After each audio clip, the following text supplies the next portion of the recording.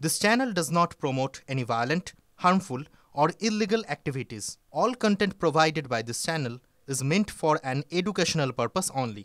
Top quality और consistent performance के लिए सिर्फ सिल्वर पंप नाम याद रखना। অন্যদিকে বাঙালি অস্মিতায় শান দিতে এবার রবিভূমে পদযাত্রা। বাংলা ভাষা সন্ত্রাসের প্রতিবাদে বীরভূমে পদযাত্রা। মুখ্যমন্ত্রী মমতা বন্দ্যোপাধ্যায়ের কর্মসূচির একদিন আগেই বীরভূম পৌঁছে যাবেন মুখ্যমন্ত্রী। 27 তারিখ বীরভূমে তিনি যাচ্ছেন, পরদিন অর্থাৎ 28 তারিখ বোলপুর থেকে পদযাত্রায় যোগ দেবেন মুখ্যমন্ত্রী। আমার সহকর্মী হিমাদ্রি এই মুহূর্তে রয়েছেন। হিমাদ্রি, আমি জানতে চাইব যে বাঙালি অস্মিতাকে শান দিতে এই বিশেষ ক্ষেত্র বেছে নেওয়া কথার বলার অপেক্ষা রাখে না, তার পূর্ববর্তী 27-28 আমরা জানি 28 তারিখ তিনি পদযাত্রা রয়েছে, 27 তারিখ যাচ্ছেন। এখন কি পরিস্থিতি, কতটা সেজে উঠেছে, প্রস্তুতি পর্ব কি কি কর্মসূচি, একটু ডিটেইলে জানাও। হ্যাঁ দেখো, মুখ্যমন্ত্রী মমতা বন্দ্যোপাধ্যায় 21শে জুলাইয়ের যে সভামঞ্চ সেখান থেকেই ঘোষণা করেছিলেন যে ভাষা আন্দোলনের সূচনা হবে। আর সেই ভাষা আন্দোলনের সূচনা কিন্তু এবার বীরভূম থেকে হচ্ছে, বীরভূমের বোলপুর থেকে। এই রবি ঠাকুরের বোলপুরেই কিন্তু প্রথম ভাষা আন্দোলনের যে পদযাত্রা সেটা হবে 28 তারিখে। মুখ্যমন্ত্রী আসবেন 27 তারিখে, রাঙাবিতান গেস্ট হাউসে থাকবেন। এরপর গীতাঞ্জলিতে একটি প্রশাসনিক সভা রয়েছে 28 তারিখ সকালে। তারপরেই সেই সভার শেষেই কিন্তু পদযাত্রা শুরু হবে। যে ট্যুরিস্ট লজ মোড় রয়েছে সেখান থেকে প্রায় 4 কিলোমিটার পায়ে হেঁটে তিনি পৌঁছে যাবেন জাম্বুনি বাস স্ট্যান্ডের কাছে। সেখানে একটি মাল্যদান করবেন রবি ঠাকুরকে। রবি ঠাকুরের একটি আবক্ষ মূর্তি রয়েছে সেই মূর্তিতে। তারপর সেখানে বক্তব্য রাখবেন মুখ্যমন্ত্রী। এখন দেখার বিষয়, ভাষা আন্দোলনের সূচনায় তিনি থাকবেন, এরপর সেই পদযাত্রা শেষে তিনি কি বক্তব্য দেন সেদিকেই তাকিয়ে রয়েছে বীরভূম জেলার তৃণমূলের নেতৃত্ব এবং কর্মীরা। প্রসঙ্গত, শুধু যে এই ভাষা আন্দোলন নিয়ে আন্দোলন করবেন এই জন্য বোলপুরে আসছেন, পাশাপাশি এখানে কিন্তু কোর কমিটিও রয়েছে। সেই কোর কমিটির সাথেও বৈঠক হতে পারে মমতা বন্দ্যোপাধ্যায়ের। সব মিলিয়ে এখন দেখার বিষয় যে এই ভাষা আন্দোলনকে নিয়ে মমতা বন্দ্যোপাধ্যায় বোলপুরে এসে কি বার্তা দেন। পাশাপাশি জেলা তৃণমূল কংগ্রেস যেমন একদিকে প্রস্তুত সমস্তভাবে হয়ে রয়েছে, কি তাদের প্রস্তুতি রয়েছে সেই দিকে যেমন একের পর এক বৈঠক জেলা তৃণমূলের পক্ষ থেকে হচ্ছে, পাশাপাশি প্রশাসনের পক্ষ থেকেও কিন্তু একাধিক বৈঠক করা হচ্ছে। পুলিশ সুপার, জেলা শাসক, এসডিপিও, স্থানীয় প্রশাসন সকলকে নিয়ে কিন্তু বারবার দফায় দফায় বৈঠক হচ্ছে বোলপুর শহরে। কারণ 3 দিন পর পর মুখ্যমন্ত্রী এই জেলায় থাকবেন, যাতে কোনো রকম কোনো অপ্রীতিকর ঘটনা না ঘটে। মুখ্যমন্ত্রীর সামনে অন্ততভাবে যাতে তৃণমূলের গোষ্ঠীদ্বন্দ্ব বেরিয়ে না যায়। সব মিলিয়ে কিন্তু তৃণমূল কংগ্রেস এবং একেবারেই তাই, যাবতীয় বিষয়গুলো মাথায় রেখেই বোলপুর থেকে হয়তো ভাষা আন্দোলন, মুখ্যমন্ত্রী মমতা বন্দ্যোপাধ্যায় যে ভাষা আন্দোলনের কথা বলছেন সেই ভাষা আন্দোলনের যাত্রা শুরু। এবং বোলপুরকে বেছে নেওয়ার কি বিশেষ কারণ হতে পারে, এবং বোলপুরে বারবার কেষ্ট কাজল যে দ্বন্দ্ব সেটা সামনে এসছে, যা দলকে বিড়ম্বনায় ফেলেছে। সাম্প্রতিক ভাইরাল হওয়া একটা অডিও, সেটাতেও দল যতটা বিড়ম্বনায় পড়েছে। সব মিলিয়ে বীরভূমকে বেছে নেওয়া তাৎপর্যপূর্ণ বলেই এই মুহূর্তে অভিগমন মনে করছে।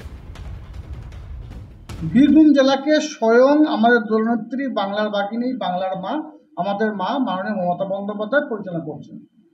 তিনি যদি মনে করেন বসতেই পারেন, তিনি ডাক দিতেই পারেন। আমরা সবসময়ের জন্য হাজির আছি, দিদি যে নির্দেশ দেবে সেটাকে পালন করতে। স্বভাবতই তিনি যদি চান, তিনি যদি ইচ্ছা করেন, তিনি মনে করেন আমাদের সঙ্গে বসার প্রয়োজন আছে, আমাদেরকে কোনো নির্দেশ দেওয়ার প্রয়োজন আছে, তো তিনি ডাকতেই পারেন। আমরা সবাই প্রস্তুত যাওয়ার জন্য। আলোচনা করলাম, এসপি সাহেবও ছিলেন, আধিকারিকরা সবাই ছিলেন, সিএম সিকিউরিটি থেকেও যারা এসছে, সবাই মিলে আমরা বসে কিভাবে র্যালিটাকে সুষ্ঠুভাবে করা যায় তার জন্য দুবার, যে দুটো ভাগ আছে ওনাদের, একটা হচ্ছে স্টার্টিং পয়েন্টে আর একটা হচ্ছে এন্ডিং পয়েন্টে। স্টার্টিং পয়েন্টে আমরা শান্তবিতানে বসে করেছি এবং গীতাঞ্জলিতে বসে এন্ডিং পয়েন্টেরও একটা সুষ্ঠুভাবে যাতে কাজটা হয় তার জন্য মিটিং আমাদের হয়ে গেল। ভাগাভাগির খেলায় তৃণমূলের দুই যুযুধান গোষ্ঠী নিজেদের মধ্যে লড়াইয়ে ব্যস্ত, আর মমতা ব্যানার্জি এসে সেই লড়াই কতটা সামাল দিতে পারবেন সে নিয়ে নিশ্চিতভাবে তৃণমূলের নিচুতলার লোকেদেরই কোশ্চেন আছে। মালদার পরিযায়ীকে বাংলাদেশে পুশব্যাকের অভিযোগ উঠছে। শুধু তাই নয়, পুশব্যাকের আগে রাজস্থানের জেলে 2 মাস আটকে রাখারও অভিযোগ। বাংলায় কথা বলায় বনগাঁর বাসিন্দাকে হরিয়ানায় আটক করা হয়েছে, আটকে রাখা হয়েছে সেখানে। সেই অভিযোগ তাঁর পরিবারের লোকজন তুলছেন। আমাকে ধরেছে রাজস্থান থেকে জেলে আমাকে 2 মাস রেখেছিল। আমাকে বেসেবের হাতে দিয়েছে, বেসেবের হাতে দিয়ে বেসেব রাত্রে আমাকে এখানে পরশু রাত্রে আমাকে পার করে দিয়েছে। বাংলা কথা বলার জন্য কাজের থেকে ফিরে বাড়ি আসার সময় ও ধরে।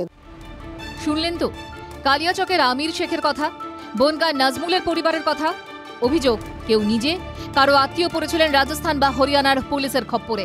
সবাই পরিযায়ী শ্রমিক, বাংলায় কথা বলেন।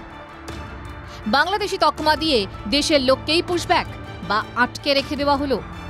মহারাষ্ট্র থেকে হরিয়ানা, রাজস্থান একাধিক রাজ্যে বাংলায় কথা বলায় বাংলাদেশি বলে দাগিয়ে দেওয়ার অভিযোগ। মালদার কালিয়াচকের বাসিন্দা আমির শেখ পরিবারের দাবি মাস 3 আগে রাজস্থানে কাজে গিয়েছিলেন। অভিযোগ সেখানে তাকে বাংলাদেশি সন্দেহে আটকে রেখে দেওয়া হয়। এরপর আরও 2 মাস জেলে আটকে রাখা হয় বলে আমির শেখের দাবি। অভিযোগের পর বসিরহাট দিয়ে তাকে বাংলাদেশের সাতক্ষীরায় পুশব্যাক করে বিএসএফ। আমাকে ওখান থেকে নিয়ে বলছে তোর আধার কার্ড আছে, আমি দেখালাম আছে, বলছে তোর বাড়ি যত ডকুমেন্ট আছে, দাদা দাদি যা ডকুমেন্ট আছে সব দরকার, বলছে না এটা বাংলাদেশে আছে। তো আমার ভাতিজা বলছে বর্ডার ক্রস করে বিএসএফের মাধ্যমে মানে বাংলাদেশ পাঠানো হয়েছে। এখন তার সঙ্গে তো সেরকম যোগাযোগ নাই আমাদের। শুধু এই আমিরই নন, উত্তর 24 পরগনার বনগাঁ থেকে হরিয়ানায় কাজ করতে গিয়ে আটক হয়ে রয়েছেন নাজমুল সর্দার। পরিবারের অভিযোগ বাংলায় কথা বলাতেই তাকে হেনস্থার শিকার হতে হয়েছে। আমার দাদাকে এরকম ধরেছে, আমরা খবর পেয়ে বলেছিলাম, ডকুমেন্টস পত্র দেখিয়েছিল, দেখিয়ে নিয়ে আসছে। তারপর ধরেছিল কেন? বাংলায় কথা বলেছিল? হ্যাঁ, বাংলা কথা বলার জন্য। অনুপ্রবেশ রুখতে গিয়ে পশ্চিমবঙ্গের বাসিন্দাদের হেনস্থার মুখে পড়তে হচ্ছে বলে অভিযোগ তৃণমূলের।